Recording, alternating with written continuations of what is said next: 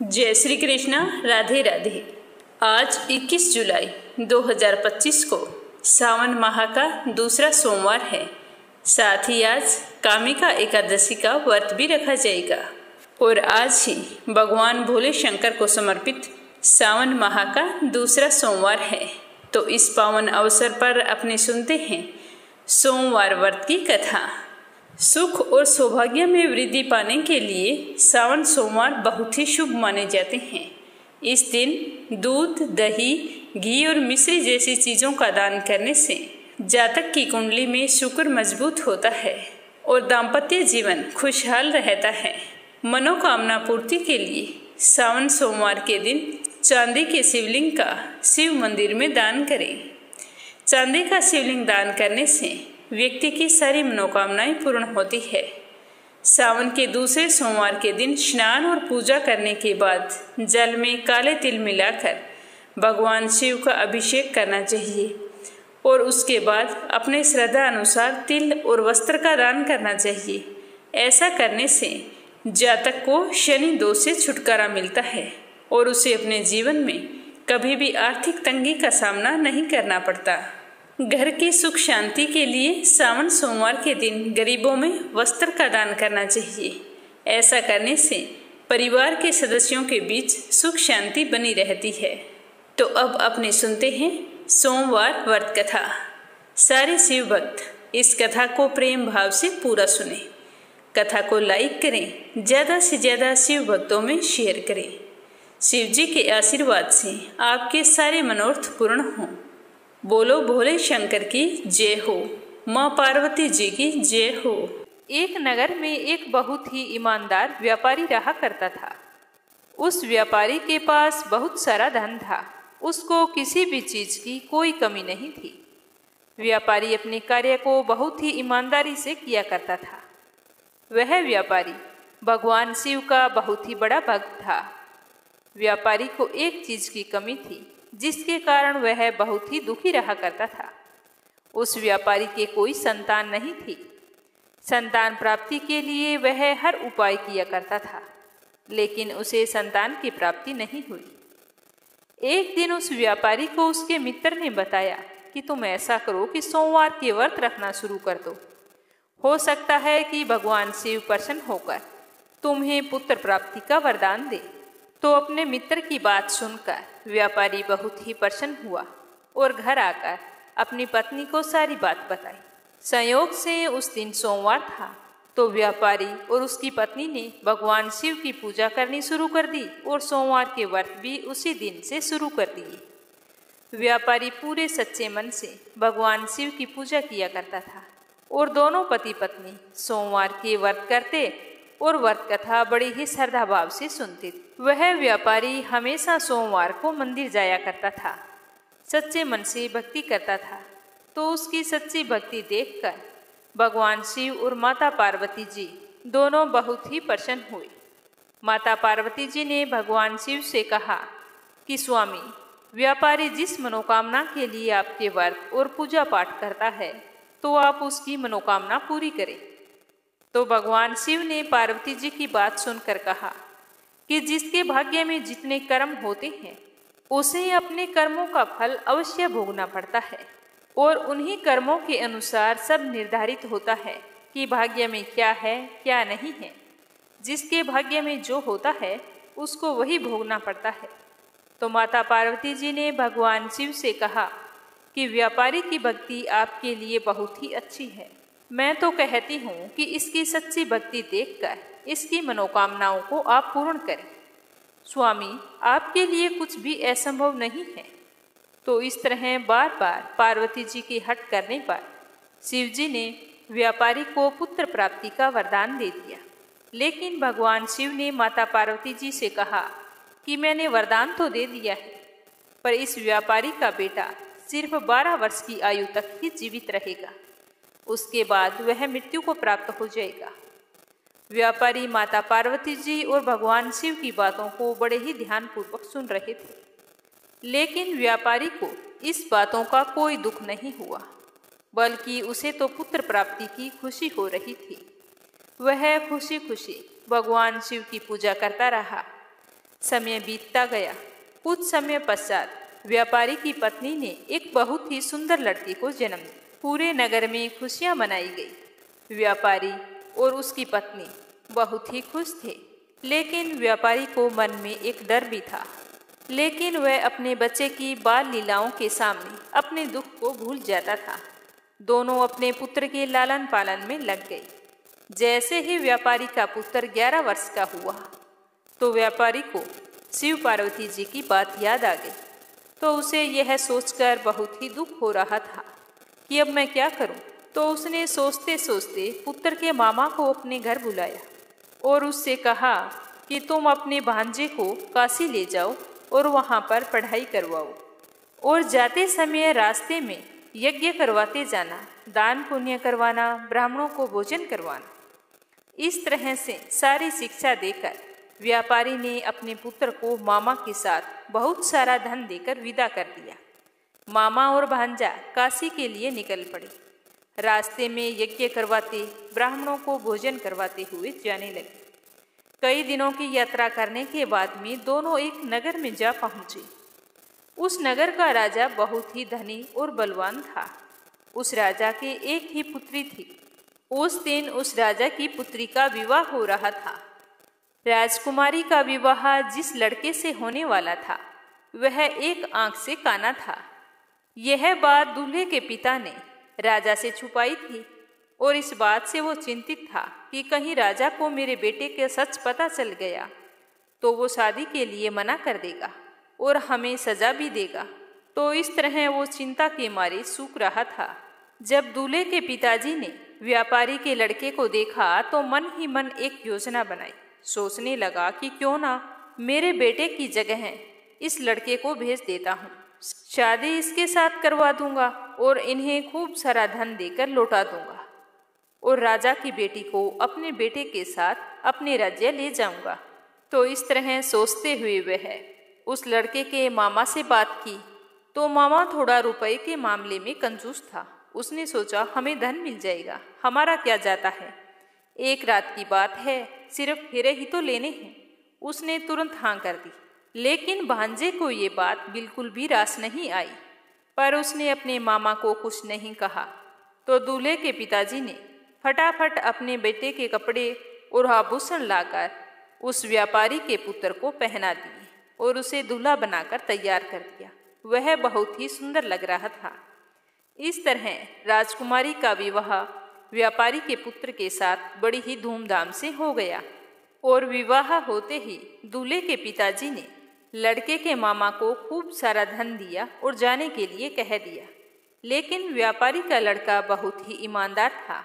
उसने राजा की बेटी के जो चुनरी ओढ़ी हुई थी उस पर सारी सच्चाई लिख दी और बता दिया कि तुम्हारा विवाह मेरे साथ हुआ है।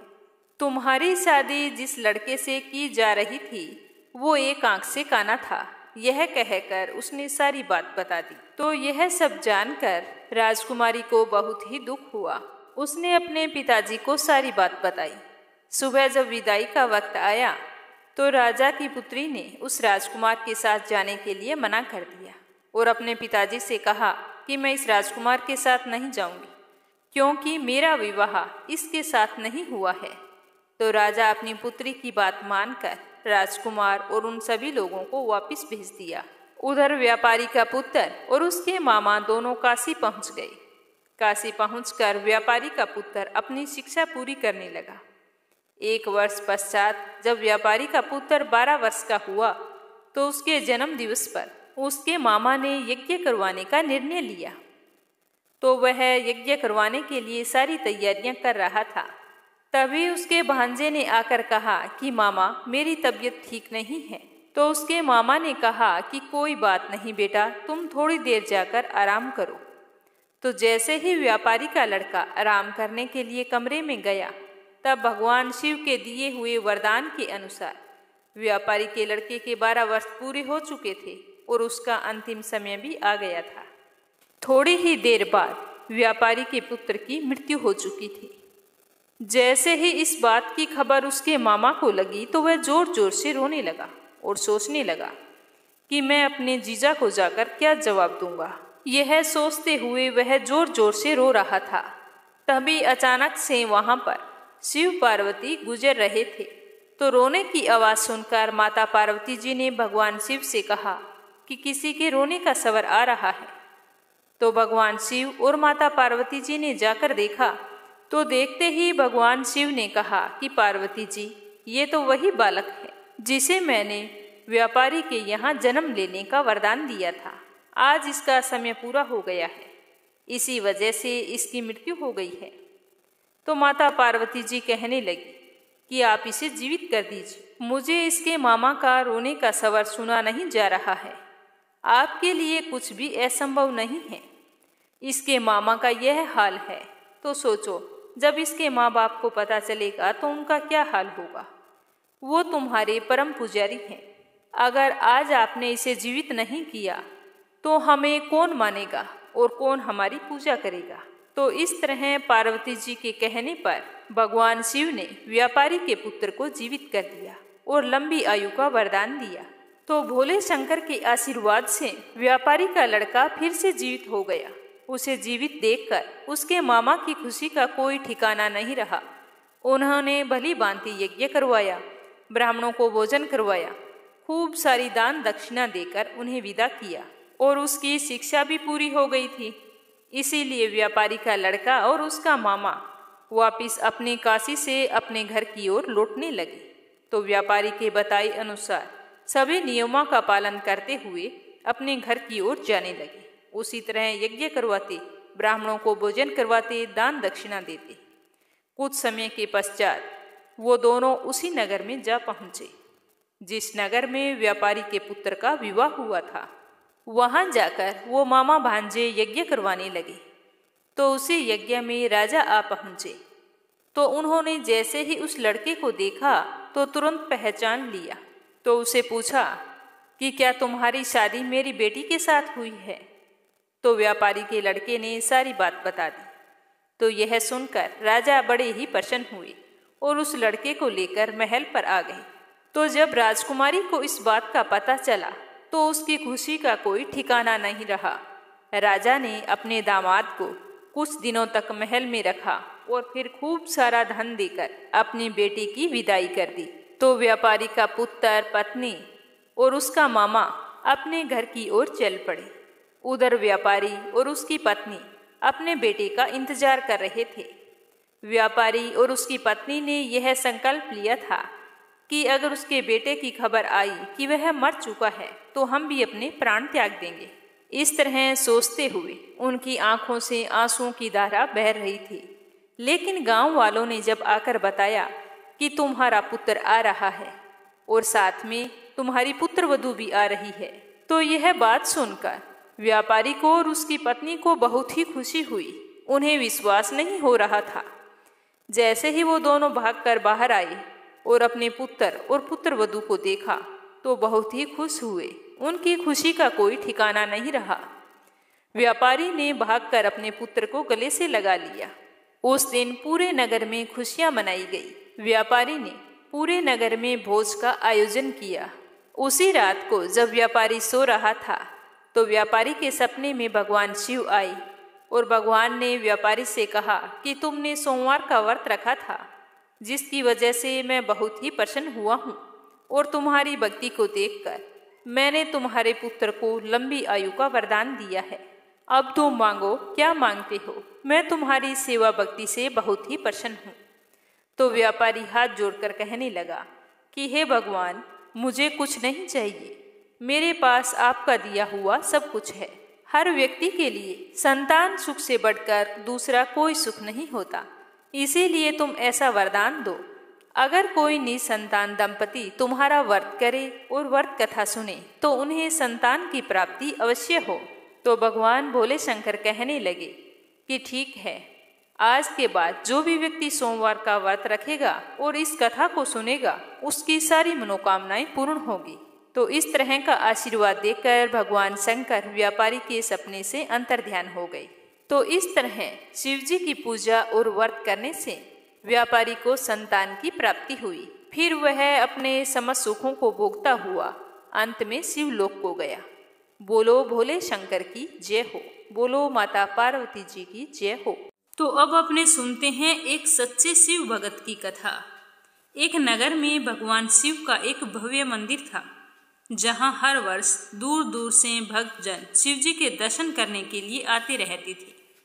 सावन का महीना चल रहा था। दूर दूर से कावड़िए कावड़ लेकर भगवान शिव का जलाभिषेक करने के लिए आए हुए थे। मंदिर का परिसर भक्तों की भीड़ से भरा हुआ था। तभी अचानक आकाश में बिजलियां चमकने लगी और बादल गरजने लगे और एक सोने का थाल वहां से उतरा। उसी के साथ एक भविष्यवाणी भी हुई कि जो कोई भगवान शंकर का सच्चा भक्त होगा और प्रेमी होगा, उसी को यह थाल मिलेगा। तो वहां पर उपस्थित सभी लोगों ने यह भविष्यवाणी सुनी। धीरे धीरे सभी लोग इकट्ठे हो गए। जो लोग मंदिर की व्यवस्था देखते थे, उन्हें तो पूरा विश्वास था कि यह थाल हमें मिलेगा, क्योंकि हम तो पूरे मंदिर की व्यवस्था देखते हैं, मंदिर की सारी जिम्मेदारियां उठाते हैं, इसीलिए ये सोने का थाल तो हमें ही मिलेगा। इसीलिए वे तो सबसे आगे जाकर खड़े हो गए। सबसे पहले एक पंडित जी आए और बोले कि देखिए, मैं प्रतिदिन महादेव का अभिषेक करता हूँ, इसीलिए मैं ही भगवान भोलेनाथ का सबसे निकटवर्ती प्रेमी भक्त हूँ, इसीलिए थाल तो मुझे मिलना चाहिए। इतना कहकर जैसे ही पंडित जी थाल उठाने लगे, तो थाल उठाते ही सोने का थाल पीतल का हो गया। यह देखकर पंडित जी तो बड़े लज्जित हुए। उन्होंने थाल को यथास्थान पर वापस रख दिया और चुपचाप वहां से निकल लिए। इसी प्रकार वहां पर उपस्थित सभी पंडितों ने खुद को आजमाया, लेकिन शायद उनमें कोई भी सच्चा भक्त नहीं था। जो भी उस थाल को उठाता तो वह थाल पीतल का हो जाता, तो उन्हें थाल को वहीं पर रखकर वापस जाना पड़ता। इसके बाद में उस नगर के राजा का आगमन वहां पर हुआ। राजा सबसे आगे आए और बोले कि मैंने महादेव के मंदिर में बहुत बड़ी रकम दान की है, इसलिए महादेव मुझ पर अति प्रसन्न हैं, तो थाल तो मुझे ही मिलना चाहिए। इतना कहकर बड़ी खुशी से राजा आगे बढ़े और जैसे ही थाल उठाया तो थाल तो तांबे का हो गया। तो यह देखकर राजा भी बड़े लज्जित हुए और थाल को वहीं पर रखकर एक तरफ खड़े हो गए। इसके बाद इसी तरह एक से बढ़कर एक दानी, महात्मा और भक्त जन वहां पर पधारे और थाल उठाया तो थाल कभी तांबे का हो जाता, कभी पीतल का हो जाता, सोने का नहीं रहता। तब सभी लोगों को पता चल गया कि हम में से महादेव का सच्चा भक्त कोई नहीं है। उसी समय अचानक वहां पर एक किसान आ गया। वो बेचारा महीनों बाद आज चातुर्मास के सोमवार के शुभ अवसर पर शिव जी के दर्शन करने के लिए आया था। गरीबी और गृहस्थी के बोझ तले दबा दिन रात खेतों में मेहनत मजदूरी करके अपना और अपने परिवार का पेट पालता था। और वो रास्ते से आ रहा था, तभी उसे कोई भिखारी मिल गया और खाने के लिए कुछ मांगने लगा। तो उस किसान को दया आ गई। जो अपने खाने के लिए लेकर आया था, वो उसने उस भिखारी को दे दिया। वहां पर थाल के बारे में चर्चा हो रही थी, लेकिन उस किसान ने उस चर्चा की ओर बिल्कुल भी ध्यान नहीं दिया। सीधा मंदिर में गया और महादेव का पूजन करके बाहर आ गया। जैसे ही वो परिक्रमा करके जाने लगा, तो पीछे से एक व्यक्ति बोला कि भाई, तुम भी थाल उठाकर देख लो, हो सकता है तुम ही सच्चे भक्त हो, तुम्हारे लिए ही सोने का थाल आया हो। तो किसान को लगा कि शायद वह व्यक्ति उसका मजाक बना रहा है। तो किसान ने हंसते हुए कहा, भाई, मैं तो कोई पूजा पाठ भी नहीं करता हूँ, महीनों में एक आध बार मंदिर आता हूँ, मैं काहे का सच्चा भक्त हूँ। तो वह आदमी कहने लगा, भाई, हम तो सब देख चुके हैं, हमारी भक्ति तो 2 कौड़ी की भी नहीं है, इसीलिए तुमसे कह रहे हैं कि तुम अपना हाथ लगाकर देख लो। सोने का थाल ना मिले तो कोई बात नहीं, पता तो चल जाएगा कि तुम्हारी भक्ति में कितनी सच्चाई है। तो वहां पर खड़े सारे लोग आग्रह करने लगे। तो आखिर उस भोले वाले किसान ने जाकर थाल को उठा लिया। जैसे ही उसने थाल को उठाया तो लोगों के आश्चर्य का ठिकाना नहीं रहा। सोने का थाल रोशनी से चमचमाने लगा। यह देखकर सब लोगों में खुशियों की लहर दौड़ गई। सभी लोग उसके जयकारे लगाने लगे और पूछने लगे कि भाई, तुम सच्चे भक्त हो तो अब हमें भी बता दो कि तुम भक्ति कैसे करते हो, जिससे महादेव तुमसे इतने प्रसन्न हैं। तो किसान कहने लगा कि भाई, मैं कोई भक्ति नहीं करता हूँ, मैं तो केवल दिन भर खेतों में काम करता हूँ और थोड़ा सा समय निकालकर जरूरतमंद लोगों की मदद करता हूँ। इसके अलावा मैं कोई विशेष कार्य या पूजा पाठ नहीं करता हूँ। तो लोग पूछने लगे कि तुम लोगों की मदद क्यों करते हो? तो हंसते हुए किसान कहने लगा कि सुकून, दूसरों के चेहरे पर मुस्कान देखकर मुझे जो आनंद और खुशी होती है उसे मैं शब्दों में बयान नहीं कर सकता। शायद यही कारण है कि महादेव मुझसे आज इतने प्रसन्न हैं। इसीलिए हमेशा याद रखो कि सत्कर्म का आरंभ आनंद से होता है और अंत भी आनंददायक होता है। दुष्कर्म का आरंभ भी दुख से होता है और अंत भी दुखदायक होता है। आप सैकड़ों मील की यात्रा करके भी अगर दूसरों का दिल दुखाते हैं तो आपकी वह तपस्या, साधना और महादेव जी के दर्शन धूल के बराबर होते हैं। इसीलिए फल की चिंता ना करते हुए हमेशा अच्छे कर्म करने चाहिए। बोलो महादेव जी की जय हो। एक समय शिवजी महाराज पार्वती जी के साथ हरिद्वार में घूम रहे थे तो पार्वती जी ने देखा कि सहस्त्रों मनुष्य गंगा में स्नान कर रहे हैं और साथ में हर हर बोल रहे हैं, परंतु सारे ही दुखी और पाप परायण हैं। तो पार्वती जी ने बड़ी ही हैरानी से शिवजी से पूछा कि हे देव, गंगा में इतनी बार स्नान करने पर भी इनके पाप और दुखों का नाश क्यों नहीं हुआ? क्या गंगा में इतनी ताकत नहीं है कि इनके पाप धो सके? तो पार्वती जी की बात सुनकर महादेव जी कहने लगे कि प्रिय, गंगा में तो वही ताकत है, परंतु इन लोगों ने पाप नाशनी गंगा में स्नान नहीं किया है, तो इन्हें लाभ कैसे होगा? तो पार्वती जी हैरान होते हुए बोली कि स्नान कैसे नहीं किया? मेरे सामने सारे स्नान करके आ रहे हैं और अभी तक तो इनके शरीर भी सूखे नहीं हैं, वो भी पानी से भीगे हुए हैं।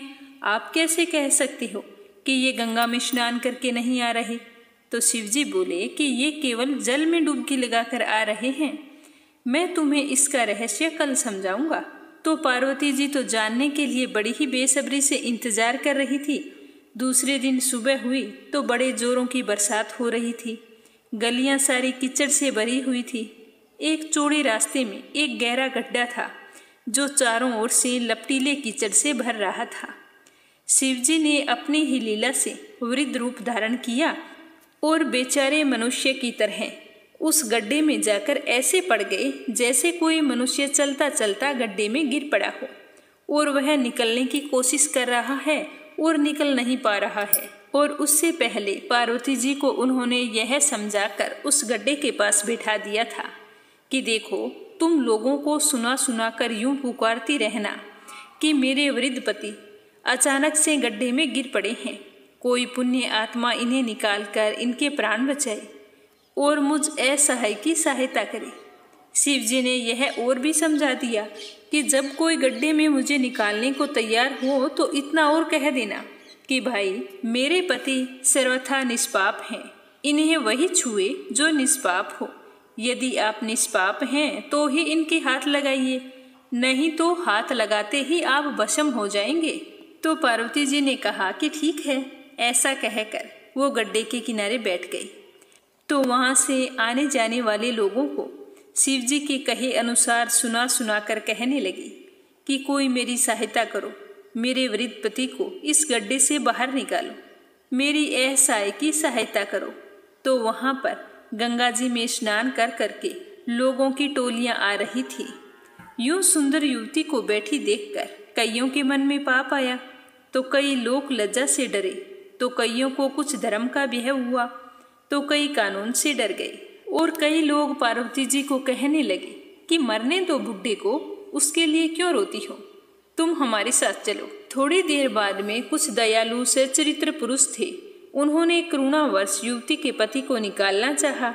तो पार्वती कहने लगी कि अगर आप निष्पाप हैं तो ही मेरे पति को हाथ लगाइए, क्योंकि मेरे पति तो निष्पाप हैं, इन्होंने कभी कोई पाप नहीं किया है।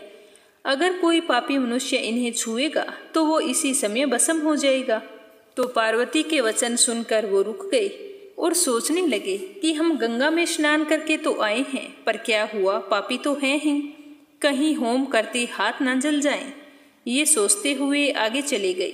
किसी का साहस नहीं हुआ कि उस बुड्ढे को उस खड्डे से बाहर निकाल दे। सुबह से शाम हो गई, सैकड़ों आए, सैकड़ों ने पूछा और चले गए।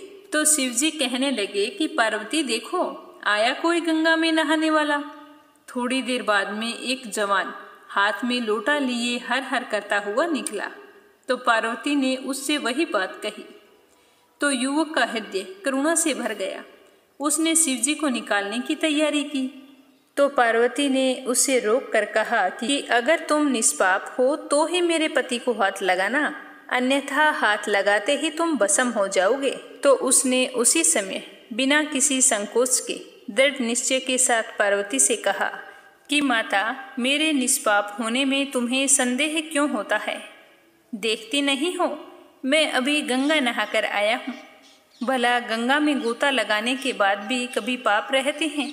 मैं तुम्हारे पति को अभी निकालता हूँ। यह कहकर उस युवक ने लपक कर बूढ़े को ऊपर उठा लिया तो शिव पार्वती ने उसे अधिकारी समझकर अपना असली स्वरूप प्रकट करके उसे दर्शन देकर कृतार्थ किया। शिवजी ने पार्वती से कहा कि पार्वती, इतने लोगों में से इस एक ने ही गंगा स्नान किया है। इसी दृष्टांत के अनुसार जो लोग बिना श्रद्धा और बिना विश्वास के केवल दंभ के लिए स्नान करते हैं उन्हें वास्तविक फल नहीं मिलता, परंतु इसका यह मतलब नहीं है कि गंगा का स्नान व्यर्थ जाता है। विश्वास के साथ किए गए गंगा स्नान का फल अवश्य मिलता है। एक समय की बात है, भगवान शिव की राम कथा सुनने की इच्छा हुई तो वो माता सती को साथ लेकर कुंभज ऋषि के आश्रम में जा पहुँचे। तो कुंभज ऋषि ने दोनों को प्रणाम किया और कहने लगे कि आप दोनों का यहाँ कैसे आना हुआ। तो शिवजी ने अपने आने का कारण बताया तो ऋषि ने उन दोनों को प्रणाम करके राम कथा सुनानी शुरू की। तो उस ऋषि ने बहुत ही सुंदर शब्दों में राम कथा सुनाई, जिसे सुनकर भगवान शिव आनंद विभोर हो गए। राम कथा सुनने के बाद शिव और सती आश्रम से वन की ओर लौट रहे थे तो उसी वन में श्री राम अपने भाई लक्ष्मण के साथ माता सीता की खोज कर रहे थे। तो भगवान शिव ने जैसे ही राम को देखा तो देखकर प्रणाम किया। यह देखकर माता सती को बड़ी ही हैरानी हुई। वो सोचने लगी कि जिसे सभी प्रणाम करते हैं आज वो एक साधारण से राजकुमार को प्रणाम कर रहे हैं। तो माता सती ने भगवान भोले शंकर से इसका कारण पूछा तो शिवजी कहने लगे कि पार्वती, ये वही श्री राम हैं जिनकी कथा सुनकर हम आ रहे हैं। लेकिन माता सती को शिवजी की बातों पर विश्वास नहीं हुआ।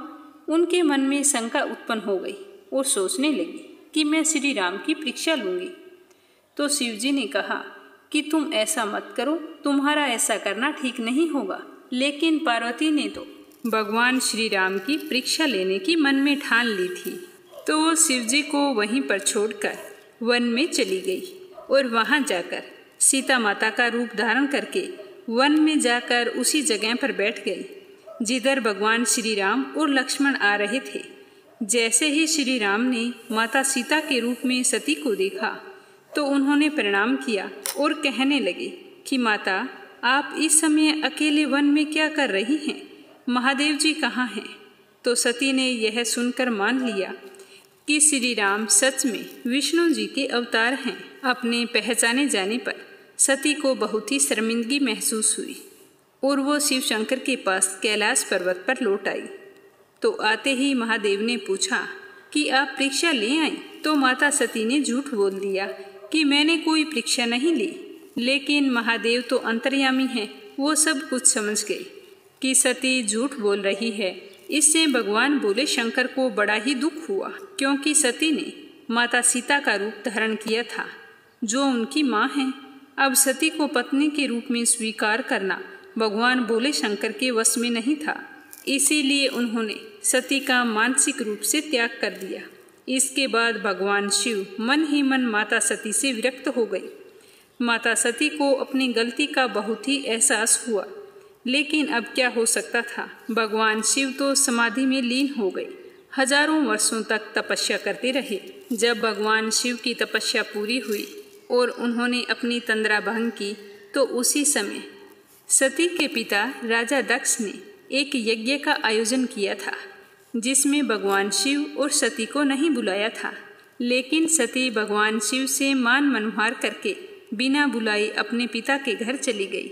वहां जाकर यज्ञ में भगवान भोले शंकर के लिए कोई भी भाग नहीं देखा तो ये देखकर उन्हें बहुत ही गुस्सा आ गया और उसे यज्ञ कुंड में कूदकर अपनी जान दे दी। उसके बाद उन्होंने अपना दूसरा जन्म पर्वतराज के घर पार्वती के रूप में लिया और कठिन से कठिन तपस्या करके भगवान शिव को पति के रूप में फिर से प्राप्त कर लिया। बोलो भोले शंकर की जय हो। आज की कथा सुनकर आपको कैसा लगा कमेंट करके जरूर बताना। भगवान भोले शंकर आपकी सारी मनोकामनाएं पूर्ण करें। जय श्री कृष्णा। राधे राधे।